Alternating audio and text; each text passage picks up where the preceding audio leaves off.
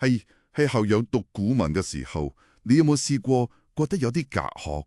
心裏面諗呢篇文到底點解咁重要？點解我哋非讀不可呢？相信唔少人都有過那種感覺。今日我哋收到你關於范仲淹《岳陽樓記》嘅溫食筆記，呢篇文可以話係古文界嘅超級名牌啊！絕對是。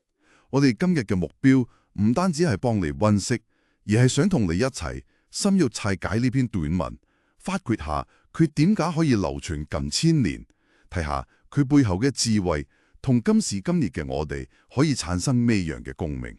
冇錯，呢篇文個名叫《岳陽樓記》，個記字話俾我哋知佢嘅題材是雜記文，表面上係為咗慶祝岳陽樓重建而寫。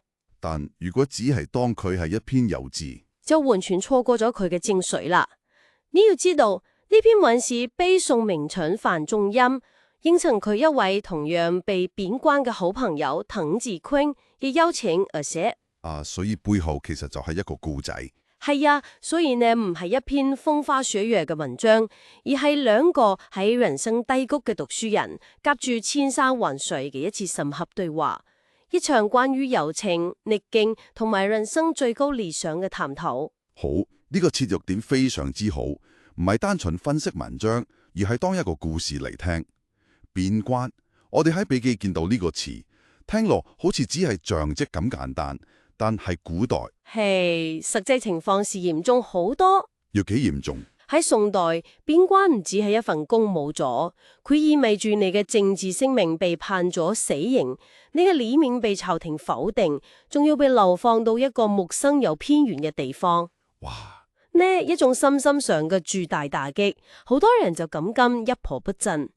滕子京就被貶到巴陵郡，即係今日嘅日陽。但你筆記度寫，佢去到之後1年，當地就政通人和，百廢主興。係啊，呢8個字真係好犀利啊！日本人俾人燉冬菇，仲邊有心機做嘢？多數都係虛做。Exactly， 滕子京可以喺咁短時間內做出成績，證明係冇自暴自棄。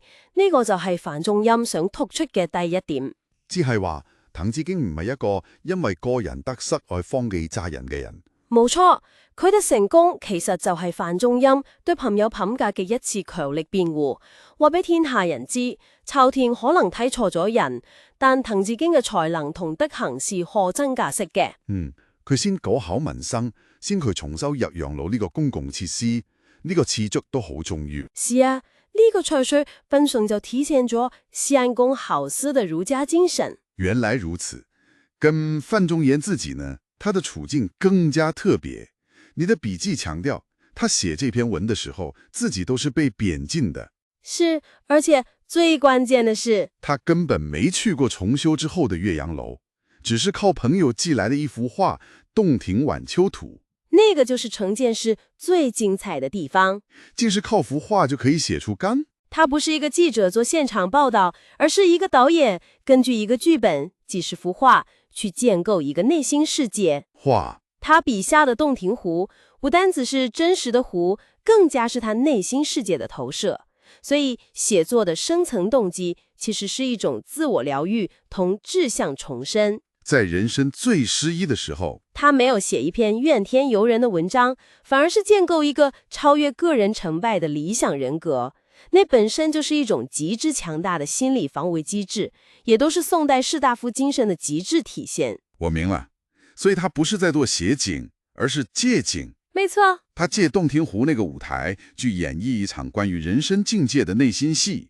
文章最震撼的部分，就是對同一個洞庭湖寫出2種截然不同的面貌同心情，就好像將同一個場景拍成恐怖片和愛情片2個版本。哈哈，那個比喻非常貼切。我們就根據你的筆記，先看一下恐怖片版本，即是第3段的悲景。好，范仲淹用的詞語是充滿攻擊性和壓迫感的，陰雨霏霏，連月不開，不是普通落雨，是沒完沒了，令人抑鬱的梅雨。聽個名都覺得好詩。跟着陰風怒號，濁浪排空，個怒同排字將風和浪寫成好像有意識的怪獸。喺那種天氣下，日星隱曜，山岳前行，所有光明和穩定的影兒都消失走了，竟是聽都覺得好心寒。在這種環境之下，人的活動是點？完全停擺，商旅不行，廠請催，經濟活動停頓，交通工具都爛埋。哇，咁慘！接作各句虎嘯猿啼更加是點睛之筆。在中國古典文學裡面，老虎的吼叫同猿猴的悲鳴，不是 Discovery Channel 的自然生態，而是一種氣氛。係充滿悲傷、恐懼同荒涼感嘅傳統意象。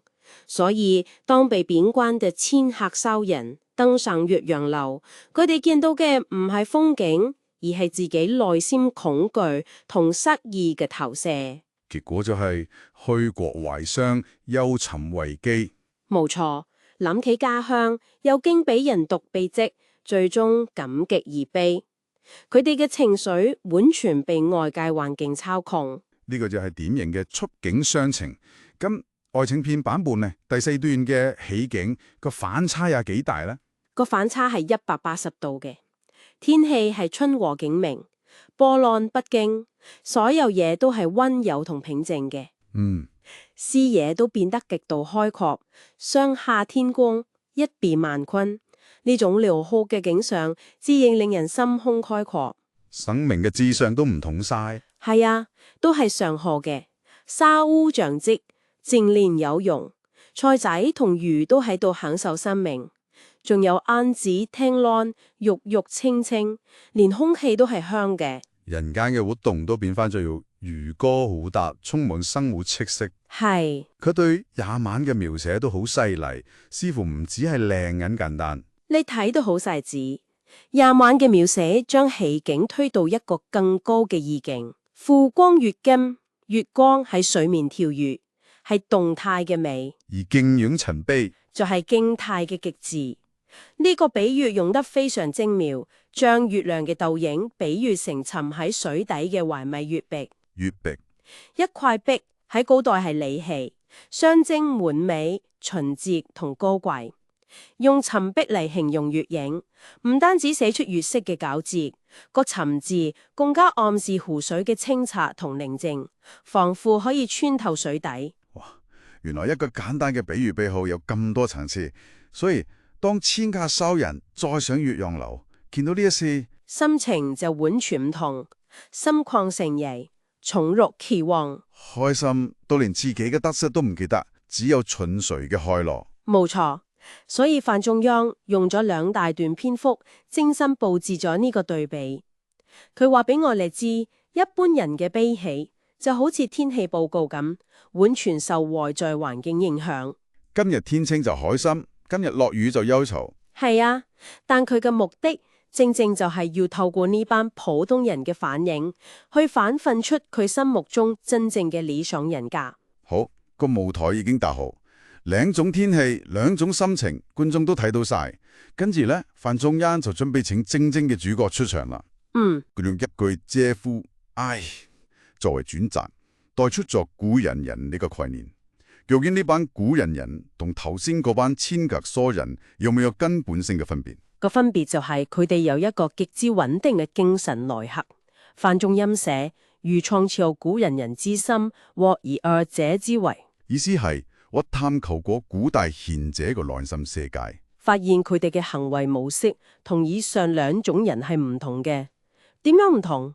就係嗰句千古名言：不以禍死，不以己悲。不以禍死，不以己悲。我哋由細聽到大，但好多時可能理解得比較表面，以為係教人冇感情，做個冇反應嘅人。呢個係一個好常見嘅誤解。佢哋重點唔係冇感情，而係感情嘅源頭唔一樣。源頭唔一樣，係佢哋嘅快樂唔係源於外在嘅事物，例如天氣好壞或者物質享受。佢哋嘅悲傷亦都唔係源於個人嘅遭遇，例如生職病關。即係話佢哋嘅情緒唔會好似過山車咁，跟住外在環境大起大落。冇錯。佢哋已經將個人嘅小我同一個更大嘅目標連結埋一齊。咁就引申到一個好有趣嘅問題：如果佢哋唔會自己個事悲喜，咁佢哋到底憂慮啲乜？仲憂退休，無論做大官定係被貶，都喺度憂。聽落好似好悶氣。呢個問題揾到失心啦。咁樣嘅人生到底有冇真正屬於自己嘅快樂？會唔會太過壓抑？范仲淹就係要解答呢個問題。佢哋憂慮嘅唔係自己嘅俸祿或者名聲，而係天下蒼生。居廟堂之高就憂慈名，喺權力心中，經自己嘅政策照顧唔到百姓。處坑溝之源就憂慈君，喺居到遠離權力嘅地方，又經君主身邊冇賢臣，做錯決定。佢哋嘅憂係一種極之崇高嘅責任感。至於快樂呢？范仲淹用自問自答嘅方式揭敲答案。人着何事愛祿耶？其必曰：先天下之憂而憂，後天下之樂而樂。先天下之憂而憂，後天下之樂而樂。佢哋嘅快樂唔係個人感覺上嘅愉悅，而係一種扎積實現嘅民族感，而且有條件嘅。係要等到天下所有人都安居樂業、都快樂嘅時候，佢哋先至會俾自己快樂。呢唔係壓抑，而係范仲淹對快樂呢樣嘢嘅一次重新定義。佢將個人幸福同群體幸福徹底綁定在一齊。呢個其實係佢對朋友滕子敬嘅最高期望，話你唔好再為自己被貶而耿耿於懷，亦都係佢自己一生嘅座右銘。不過，淨係得崇高嘅道理，未必能夠流傳千古。呢啲文章之所以咁有感應力，文字本身嘅力量絕對係關鍵。梗係啦。頭先我哋已經提嘅正影陳壁，除咗比喻之外，你個筆記中整理咗好多寫作技巧，其中對比同埋反襯可以話係貫穿全文嘅靈魂。絕對係，而且呢個對比係層層遞進嘅。第一層係最表面嘅景物對比，陰天對晴天；第二層係人物對比，即係情緒化嘅刺客秀人對比意志堅定嘅古人人，而最深嘅第三層係境界對比，恩物悲切嘅小我境界對比先憂後樂嘅大我境界，透過前面兩層具體嘅對比，去反襯出最後一層抽象但深刻嘅哲理。另外，文章嘅節奏感好長，讀起上嚟抑揚頓挫，好聽嘅。呢個就係所謂嘅駢散結合。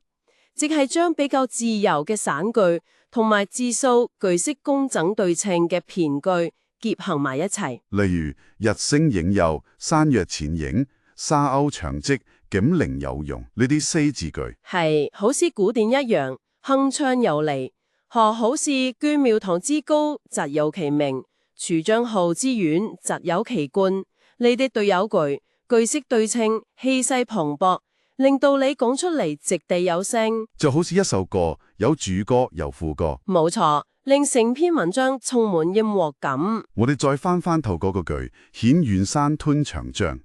頭先我哋講過佢係擬人法，但你話背後仲有更深嘅意思。冇錯，呢兩個動詞嘅選擇唔單止係將景物寫活，佢其實反映咗宋代人一種宏大嘅宇宙觀。宇宙觀。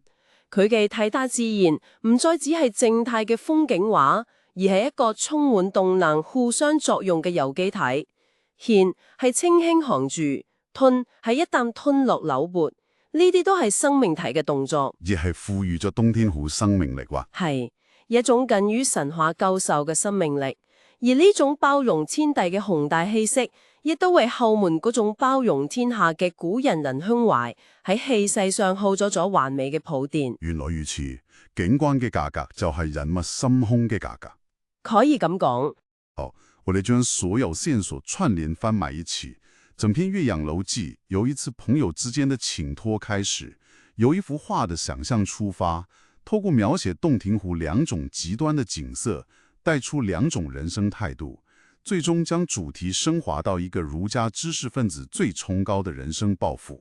他的視角由一座樓擴展到一片湖，再擴展到整個天下。而且最令人動容的是，寫出那篇格局如此宏大文章的范仲淹，當時正處於自己人生最低谷的時候。是，他沒有自怨自艾，反而將個人的失意轉化成對一個更宏大問題的思考。我們人生的價值到底應該建立在什麼之上？是個人的際遇，定是對更大群體的福祉的貢獻。他在最黑暗的時候，為自己，也都為朋友，點起出了一盞最光亮的理想燈塔。是啊，文章最後一句是一唯似人無水與歸，意思是，哎呀，如果沒有那種人，我仲可以追隨邊個呢？那句说话听落带着一种知音难求的孤独感。它既是一种孤独的感叹，也都是一种坚定的选择。他在问滕自京，也都是问紧自己。那条路好难行，好孤独。某迷人会明白，你愿不愿意同我一起行落去？他将那个沉重的理想，以一种带有悲壮感的方式，放在朋友同自己的面前。没错，那种先忧后乐的精神，放在今日的社会，可能有人会觉得好离地，好不现实。但我想留给你思考的一个问题是，那种精神是不是真的消失出了？定是以不同的形式存在着。